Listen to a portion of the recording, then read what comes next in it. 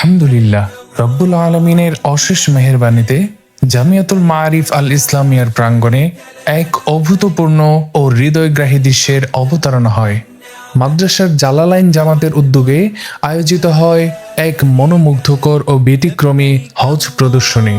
প্রতিটি মুমিনের হৃদয়ে সুপ্ত বাসনা থাকে জীবনে অন্তত একবার হলেও পবিত্র বাইতুল্লাহর প্রাঙ্গণে হাজির হওয়া এবং লাব্বাইক আল্লাহুম্মা লাব্বাইক ধ্বনিতে আকাশ বাতাস মুখরিত করা। ইসলামের এই অন্যতম গুরুত্বপূর্ণ রুকন ও মহান ইবাদতের প্রতিটি ধাপ যেন আমাদের চোখের সামনে জীবন্ত হয়ে উঠেছিল সেই চমৎকার প্রদর্শনীর মাধ্যমে। বইয়ের পাতায় হজের নিয়ম কানুন পড়া এবং তা বাস্তবে দেখার মাঝে যে বিস্তর ব্যবধান রয়েছে তা এই আয়োজনের মাধ্যমে আরও একবার প্রমাণিত হলো। তালিব ইলমদের মাঝে হজের বিধানগুলো আরও স্পষ্ট, নির্ভুল ও বাস্তবসম্মতভাবে তুলে ধরার এক সুমহান লক্ষ্য নিয়েই এই চমৎকার আয়োজনটি করা হয়েছে।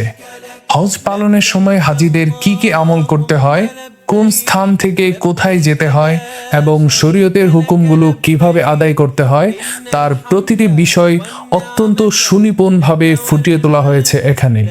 প্রদর্শনীর প্রতিটি মডেল ছিল যেন একটি জীবন্ত প্রতিচ্ছবি। পবিত্র কাবা শরীফের তওয়াফ থেকে শুরু করে মুজদালিফার খোলা আকাশের নিচে রাত যাপন এবং শয়তানের প্রতীকী স্তম্ভ জামারায় পাথর নিক্ষেপের দৃশ্য, সবকিছুতেই অত্যন্ত নিখুঁত ও চমৎকার মডেলের মাধ্যমে উপস্থাপন করা হয়। মনে হচ্ছিল যেন ক্ষণিকের জন্য আমরা মক্কা মুকাররমার সেই পবিত্র ভূমিগুলোতে বিচরণ করছি। শিক্ষার্থীদের এই নিপুণ হাতের কাজ, সৃজনশীলতা ও মেধা দেখে উপস্থিত সবার হৃদয় প্রশান্তিতে ভরে ওঠে। ইলম অর্জনের পাশাপাশি তা বাস্তবে অনুধাবনের যে দীক্ষা জামিয়াতুল মাআরিফ আল ইসলামিয়া দিয়ে যাচ্ছে, এই প্রদর্শনী তারই এক অনন্য দৃষ্টান্ত। তালিবে ইলমরা যেন ভবিষ্যতে উম্মাহকে হজের সঠিক মাসআলা ও নিয়মকানুন শিক্ষা দিতে পারে, সেই প্রস্তুতির এক বড় অংশ ছিল এটি। মহান আল্লাহ তাআলা আমাদের এই প্রিয় শিক্ষার্থীদের মেহনত, একাগ্রতা ও দ্বীনের প্রতি এই গভীর ভালোবাসাকে কবুল করে নিন।